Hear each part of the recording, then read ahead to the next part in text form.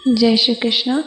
वर्ष के 11वें चंद्रमास और 10वें सौर मास को माघ मास कहते हैं। इस महीने मघा नक्षत्र पूर्णिमा के पड़ने पर इसका नाम माघ पड़ा।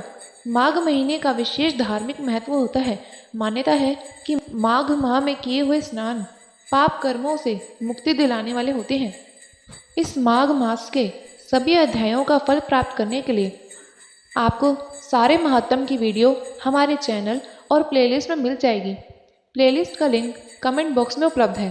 अपनी इच्छा अनुसार कमेंट बॉक्स में श्री हरि नारायण का जयकारा जरूर लगाएं। श्री गणेशाय नमः। 26वां अध्याय, पिशाच और महात्मा देवदूती से संवाद का वर्णन।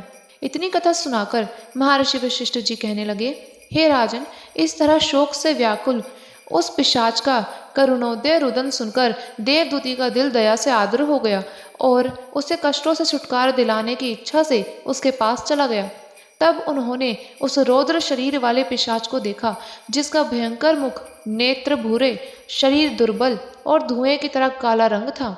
उसके सिर के बाल ऊपर को और जीभ लपलपाती हुई होठों को चाट रही थी। वह साक्षात यमदूतों की तरह दिखाई देता था। हे राजन, इस तरह उस भयंकर पिशाच को आंखों से आंसू बहाते हुए देखकर कौतुकवश होते हुए बोले, हे भीषण आकृति वाले व्यक्ति, तू कौन है और इस तरह रुदन क्यों कर रहा है? हम तुम्हारा क्या उपकार कर सकते हैं, वह हमें बताओ। हे राजन, देवदूती के ऐसे मीठे वचन सुनकर रुदन त्याग कर पिशाच ने कहा, हे भगवान, यद्यपि मैं महापापी हूँ तो भी आपके दर्शन करके मैंने यह अनुभव किया है कि अभी मेरा पिछला पुण्य भी बाकी है, क्योंकि बिना शुभ कर्मों के आप जैसे महात्माओं के दर्शन नहीं होते। मैं अपने पाप कर्मों की कथा आपको सुनाता हूँ, सुनो।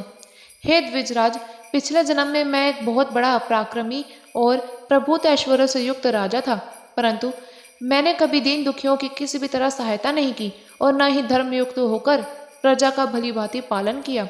इतना ही नहीं, मैंने उन विष्णु भगवान से, जिनका नाम लेने से बड़े बड़े अधर्मी सदगति को प्राप्त हो जाते हैं, उनसे द्वेष करते हुए उनके भक्तों को सदा महाकष्ट पहुंचाता था। ब्रह्मादिक सब देवताओं और सनकादिक सब योगी मुक्ति की इच्छा से जिन भगवान का निरंतर चिंतन किया करते हैं, मुझ पापात्मा ने उन्हीं प्रभु से द्वेष कर लिया।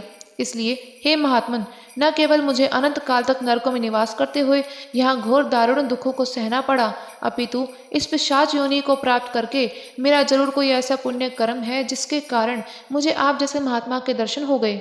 इसलिए अब आप कोई ऐसा यत्न बतलाएं जिससे कि मैं इस अधम योनि से छूटकर सदगति को प्राप्त हो सकूं।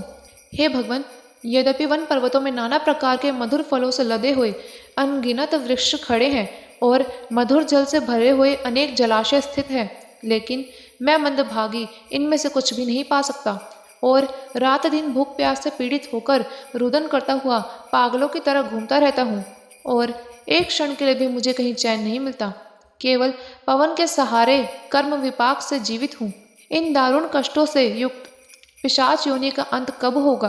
हे राजन, उस पिशाच के यह दीन वचन सुनकर वह परोपकारी महात्मा आश्चर्यचकित होते हुए कहने लगे, गति बड़ी प्रबल है, जो महापराक्रमी राजाओं को अशुभ कर्मों में लिप्त कराकर उसका भगवान और सज्जन पुरुषों से द्वेष करा देती है और शास्त्रों के जानने वाले विद्वानों को लोभ मोह आदि के सागर में डुबोकर शुभ कर्मों से वंचित करा देती है, अर्थात उन्हें अधोगति प्राप्त करा देती है।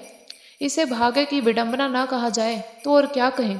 हे पिशाच, खैर जो भी कुछ तुमने किया उसका फल प्राप्त किया, परंतु तुम्हें जग नियंता परमेश्वर और उनके भक्तों से द्रोह करना उचित नहीं था।